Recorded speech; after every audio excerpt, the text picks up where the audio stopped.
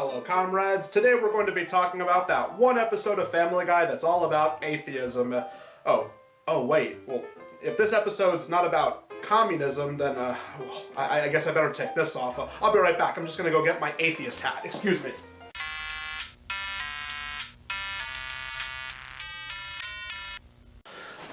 Okay, there we go. That's much better. Okay, let's do this. This is Not All Dogs Go to Heaven.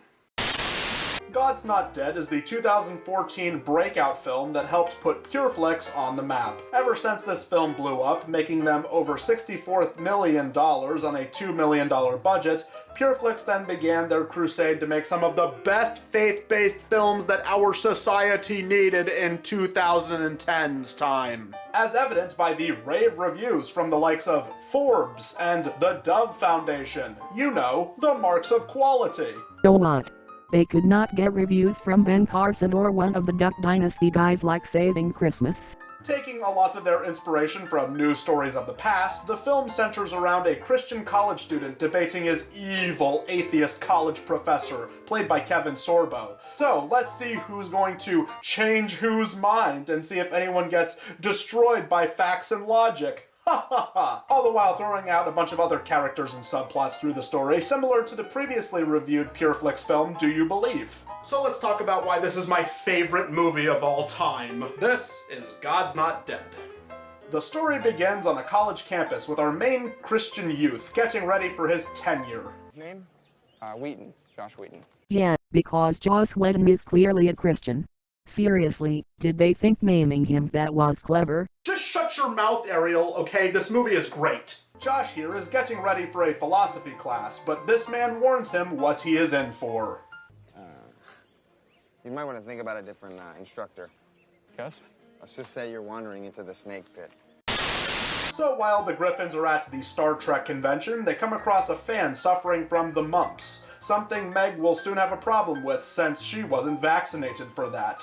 Oh, that's good. The Griffins are anti-vaxxers. Nothing but the best and brightest in this show. Who is it? She was never immunized. Well, it was 1992, and I couldn't be bothered with anything that didn't involve Dan Cortez. And so the first half of the episode has the family taking delight in Meg's illness, like the sick demon fucks that they are. Your TV, Meg. It's a little old and there's no remote and it only gets one channel and it's not on that channel right now. Mother made soup for you. Here you go, honey. It's here where we're introduced to the main antagonist of the film, played by Kevin Sorbo. He's the professor of the philosophy class named Rattigan. If you're looking for an easy grade without much work, well then, now would be your turn to leave. I'm out.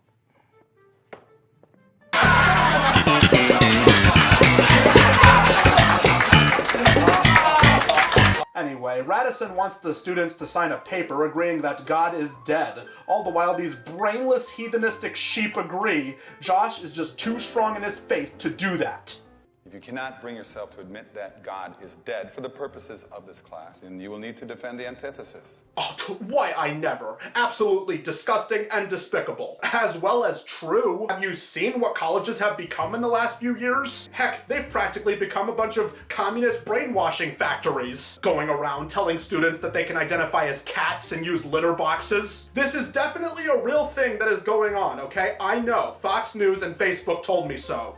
So Radisson insists that Josh prove the existence of a Christian God in the next 3 classes, with the rest of the class serving as the jury. Little did they know, the second God's Not Dead movie would be a literal court drama. But oh, it seems that Josh's girlfriend doesn't seem very supportive of this, suggesting he just leave the class. Yeah, run away when things get difficult and not stand up for what you believe in. Be careful, Josh. She might just be a fake Christian. Josh, why am I here? Why am I salutatorian of our graduating class here at my third choice school? Once she's had enough of their abuse, Meg tunes into the one channel that TV picks up, which is nothing but Christian infomercials starring religio laughingstock Kirk Cameron. You know who does love you? The Lord. Now, if you are expecting the episode to flow naturally and show how Christianity could actually help someone, you are clearly watching the wrong show. This is Season 7 era Family Guy we are talking about. It seems Megan does a good job turning the rest of the household into a bunch of religious zealots like her, but she is unsuccessful converting Brian, who finally admits that he is a devout atheist. You're a thoughtful person. Are you willing to open yourself up to God's truth? Oh, you're barking up the wrong tree, Meg. I'm an atheist. Completely ignoring previous seasons, where Brian was seen reading the Bible or coming to the conclusion their house was plagued after Peter angered God, or even the fact that God and Jesus are characters in this show's universe. Oh, quiet, you Christian fundamentalist apologist. What? Are you one of those 5 people who was heartbroken after South Park made fun of atheists? No, it's not like that at all. The only reason I don't like South Park is because it's made by 2 filthy capitalist pigs. After celebrating their 6-year anniversary of being boyfriend and girlfriend, she mentions she doesn't like Josh going up against Radisson, pitching the ultimatum that she will leave him unless he drops the debate. Naturally, he sticks to his convictions, and the debate begins. In the 1920s, Belgian astronomer George Lemaitre, a theist, was actually also... What's a theist? Ha ha ha, stupid college girl, not knowing what a theist is. Pfft, stupid secular school system, not going around teaching the important things. It seems Radisson underestimated Josh as he shows up with a presentation. Aha, the Bill O'Reilly method, I like it. As Josh suggests that Stephen Hawking's Big Bang Theory was possibly God creating the world.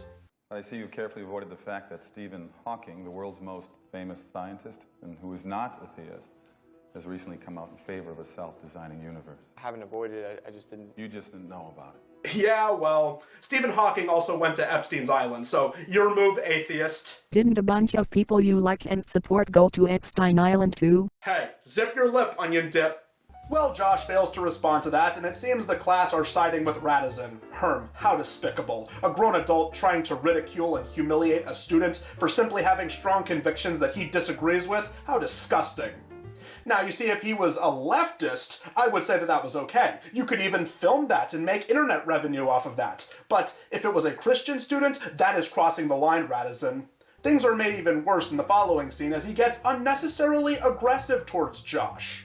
Do you think you're smarter than me, Wheaton? Do you think there's any argument you can make that I won't have an answer for? In that classroom, there is a God, and yet I'm him. I'm also a jealous God, so do not try to humiliate me in front of my students. If you truly feel a need to continue with this charade, I will make it my personal mission to destroy any hope of a law degree in your future. How were you humiliated? At this point in the story, the class was on your side. But let's be honest. Sorbus's character is intended to be an evil, self-absorbed, vindictive, spiteful, close-minded atheist archetype. Because as we all know, you couldn't possibly be those things and religious at the same time. That's just a bunch of left-wing atheist propaganda. If you are Pure Flix's definition of a Christian, then you're always right and you risk nothing. I'm not even sure there are words to describe what I'm feeling right now. I'm sorry, Josh, but it's over between us. Look at the Hubble telescope. It's discovered untold wonders of a vast, unexplored universe, but not one picture of a guy with a beard sitting around on a cloud.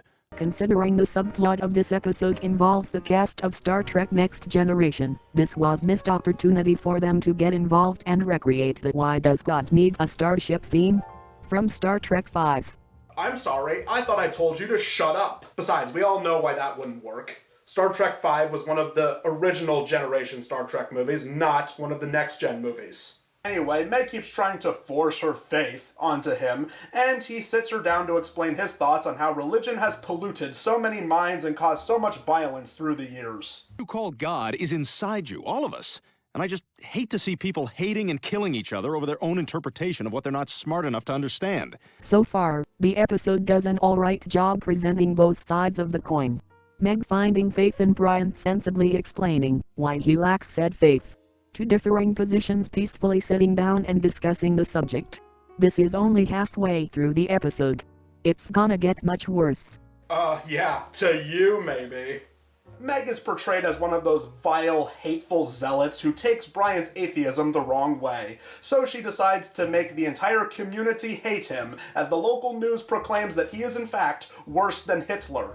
Oh yeah, of course, typical Christian nationalism. You see, this is why atheists in America have it worse than anybody. Atheists like me can't go 5 seconds without walking on the street and then having somebody run up to us and calling us Hitler, and belittling us for simply disagreeing with them or not thinking the same way that they do. Well, sorry, Rhode Island, but I don't believe in fairy tales. Why is it almost every universe's Chris T and is so annoying? But oh, he's in for a shock the next day, as Josh retorts to the quote from Hawking by citing a quote calling it all nonsense. He even sticks it to that libcuck Hawking simp by revealing that Hawking once called philosophy dead. And thus, Radisson began a social media crusade under the hashtag philosophy's not dead. Lies, lies, and more lies. It's easy to dismiss what you don't understand. You don't believe because you don't understand. And then Radisson reveals his tragic backstory. He became an atheist after he lost his mother to cancer at the age of 12. He prayed and begged God to save her life, but she still passed, and he denounced his religion after that. And while that might be the case for some, the movie boils it down as simply as a Christmas movie where a kid stops believing in Santa Claus when he does not get something he asked for. You will find the most committed atheists were once Christians, but we took the blinders off. We saw the world for what it truly is. Not only has Brian become shunned and attacked by the whole town, but it really starts to get to him because he can't go out to get drinks. And he tells Meg he's converted to Christianity just to appease her instead of standing up for his own beliefs. Oh, Brian, you were doing so well. Don't tell me you're one of those atheists who would quickly sell out his beliefs just to appease the oppressors. Come on, Brian Griffin, don't tell me you're one of those fake atheists or something. Well, yeah, he does, and it works at first. That is until Meg takes him to a local Christian activity that night. A book burning. You have to destroy everything that's harmful to God. Okay, let's be honest. Meg's character in this episode is intended to be an evil, preachy, vindictive, spiteful, close-minded Christian archetype who hates science. Because as we all know, you couldn't be any of those things and a non-believer at the same time. That's just a bunch of religious right propaganda. If you were Seth MacFarlane's definition of an atheist, then you're always right and you risk nothing. Come the third day of the debate, as Radisson is now at a podium next to Josh, one-on-one. All that's missing is someone live streaming and having a title like Christian Student Destroys Liberal Atheist Professor. Chris, you keep throwing liberal in there. How are you so sure the atheist is also a liberal? Oh, silly Ariel. You must have forgotten. This is a Pure Flix movie. And by Pure Flix movie's logic, every atheist is obviously liberal, and every Christian is a proud America-loving conservative. Things start with a debate about morality and how there is no true morality in one without God or the Bible. And it soon gets personal from there. It's not just that he's an atheist that doesn't believe in a God, he outright hates him. Why do you hate God? Because he took everything away from me. Yes, I hate God. All I have for him is hate. Well, after that, Josh has successfully gotten the class on his side as nearly everyone in the group stands up in favor of Josh. Brian admits that he lied, and it's here where he finally succeeds at convincing her in the lack of a God. And how does he do that? By stating that bad things happen and that Meg has a horrible family. If there were a God, would he have put you here on Earth with a flat chest and a fat ass? I'm made in his image. Really? Would he give you a smoking hot mom like Lois and then have you grow up looking like Peter? Well... And what kind of God would put you in a house where no one respects or cares about you, not even enough to get you a damn mumps shot? And to add to that, he turns her in the direction of atheism, as she begins to question her own faith. What is there to believe in without God? Where do the answers come from? Well, that's all part of the human experience. It's what we're here to find out.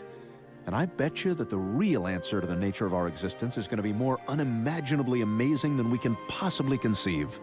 So as the evil atheist businessman played by Dean Cain speeds through the rain, he runs over Radisson. Thankfully, the reverends that we saw earlier in the film tend to him, and while he chokes on his own blood, according to what they say, Reverend Dave saves Radisson's soul before he dies. There's a God that you don't believe in has given you another chance to change your final answer. So he passes, implied that he found God before he did. And we end with a Newsboys concert. It wouldn't be a Pure Flix movie without them, haha. That girl got kicked out of her house and that guy is shunned by his family, but these tunes are just too groovy to ignore. Me and the gang wanted to let you know we've heard in the news that there's been a bit of a squabble down there on campus. You could even say it was a clash in the college, if you will. And thus, the movie ends by telling the audience to text at least 5 people on their phone that God is in fact not dead. As well as listing court cases that they say inspired the movie, completely ignoring the fact some of these cases got thrown out, dismissed, or didn't he have a lot to do with religion. Well, I just have to say, as an exaggerated strawman of an atheist, I really loved this episode simply because I agreed with almost everything that it said about atheism. Well, I just have to say, as an absolute Christian strawman, I absolutely loved everything that this movie had to say about Christianity. Oh, you're probably wondering what I honestly thought of both of these things. I don't know, I wasn't a fan of either of them. I didn't think either of them did a really good job representing either Christians or atheists.